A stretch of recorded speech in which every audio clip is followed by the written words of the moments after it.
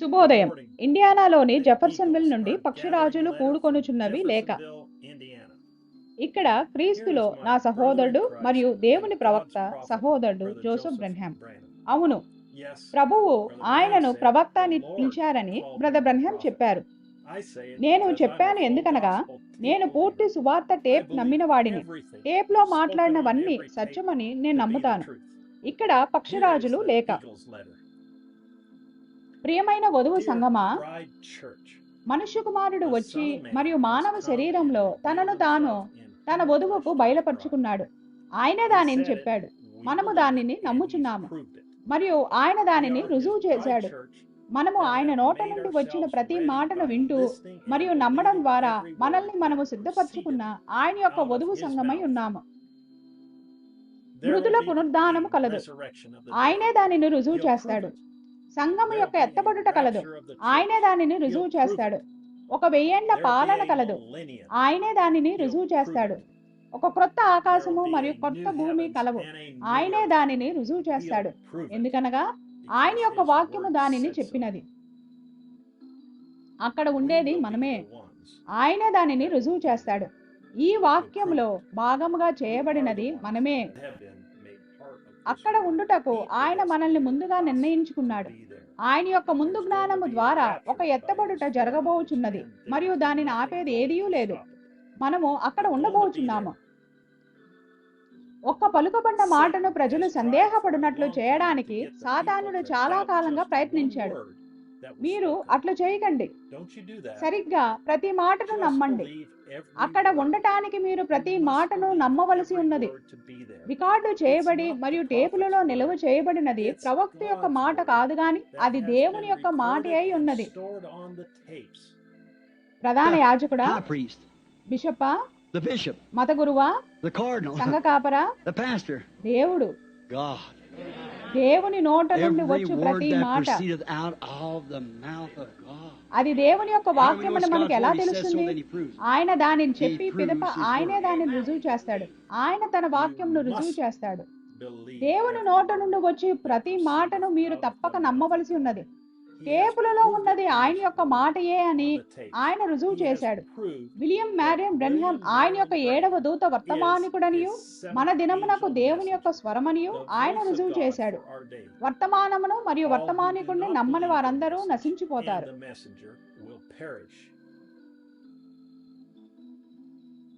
ఇప్పుడు నేను సరిగ్గా ఇక్కడున్న ఈ జనసమూహముతోనే మాట్లాడటలేదు. ఇది టేపు చేయబడుతున్నది, మీరు చూడండి. మరియు ఇది ప్రపంచం అంతటికి వెళ్తుంది. ప్రపంచంలోని ప్రజలారా, మీకు అర్థమవుతుందా? ఒక్క మాట ఒక్క వాక్య వరుసంతా కాదు, ఒక్క ప్యారా మొత్తం కాదు, ఒక్క మాట. హవ్వ అవిశ్వాసం ఉంచినది ఆ ఒక్క మాటనే. ఆయన వాక్యమై ఉన్నాడు మరియు మనము ఆయన వాక్యంలో భాగమై ఉన్నాము. ఆ కారణము చేతనే జీవితంలో మన స్థానాన్ని నిర్ధారించుకున్నటకు మనము ఇక్కడున్నాం. ప్రతి మాటను నమ్ముటకై ఉన్నది, వాక్యముతో నిలిచి ఉండుటకై ఉన్నది, టేబులలో ఉన్న ప్రతి మాటను వధువుకు చూపించుటకై ఉన్నది. మన దినములో మనుష్య కుమారుడు బయలుపరచబడినాడు. ఆయన సంఘమును శిరస్సుతో ఐక్యపరిచినాడు. వధువు యొక్క వివాహమును జత కలిపినాడు. పెండ్లి కుమారుని పిలుపు వచ్చి ఉన్నది. ఇరువురిని ఐక్యపరచుటకు మనుష్య కుమారుడు మానవ శరీరములో వచ్చి ఉన్నాడు. ఆయన వాక్యమై ఉన్నాడు, మనము ఆయన యొక్క వాక్యమై ఉన్నాము మరియు ఇరువురు ఐక్యపరచబడుచున్నారు. దానికి మనుష్య కుమారుని బయలుపరిచే ప్రత్యక్షత అవసరమై ఉన్నది. ఒక మత గురువు కాదు, యేసుక్రీస్తు మన మధ్యకు మానవ శరీరంలో వచ్చి మరియు ఆయన యొక్క వాక్యమును ఎంతో వాస్తవం చేస్తాడు. ఎంతగా అంటే అది సంఘమును అనగా వధువును మరియు ఆయనను ఒకటిగా ఐక్యపరుస్తుంది. పిదప పెండ్లి విందు కొరకు గృహమునకు వెళ్ళుటే అయి ఉన్నది. ఆమేన్. వాక్యం యొక్క ప్రత్యక్షతయే వధువును ఐక్యపరుస్తుంది. అది సంఘం యొక్క వేది పండితులను కాదు గాని మరలా మనుష్య కుమారుణ్ణి ప్రత్యక్షపరుస్తుంది. మనుష్య కుమారుణ్ణి వాక్యము మరియు సంఘము ఒకటవుతారు. మనుష్య కుమారుడు చేసిన ప్రతిదీ వాక్యమై ఉన్నది. ఆయన యొక్క వధువై ఉన్న మనము కూడా అదే కార్యమును చేస్తాము. మనము పరిశుద్ధాత్మ ద్వారా ఆయన యొక్క వాక్యము ద్వారా ఆయన యొక్క స్వరము ద్వారా ఐక్యమై ఉన్నాము మరియు పెండ్లి విందుకు వెళ్ళడానికి సిద్ధపడుచున్నాము. వాక్యము మనల్ని ఐక్యపరిచినది మరియు ఇరువురము ఒకటయ్యాము.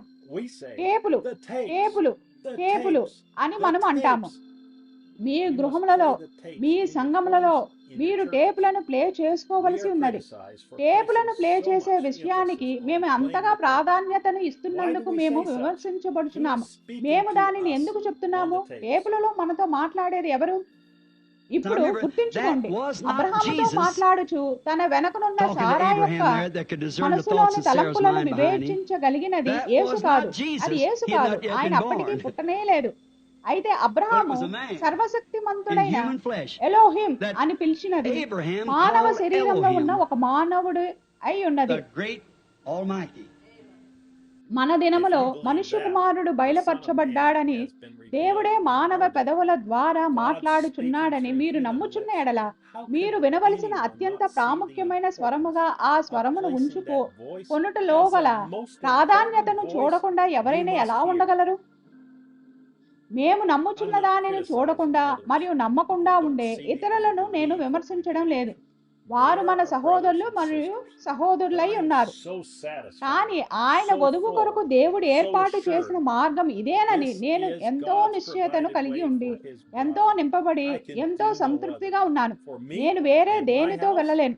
నాకు మరియు నా ఇంటి వారికైతే ప్లేను నొక్కడమే మార్గమై ఉన్నది. ఆదివారం జెఫర్సన్విల్ కాలమానం ప్రకారంగా మధ్యాహ్నం 12 గంటలకు మేము ఆయన యొక్క వాక్యంను రుజువు చేయుట 64-08-16 అని వర్తమానమును వినుచుండగా వచ్చి మాతో ఐక్యమవ్వాలని నేను ప్రపంచాన్ని మరొకసారి ఆహ్వానిస్తున్నాను. సహోదరుడు జోసెఫ్ బ్రెన్హామ్. కూటమునకు ముందు చదవవలసిన లేఖనములు. పరిశుద్ధ మత్తయి 24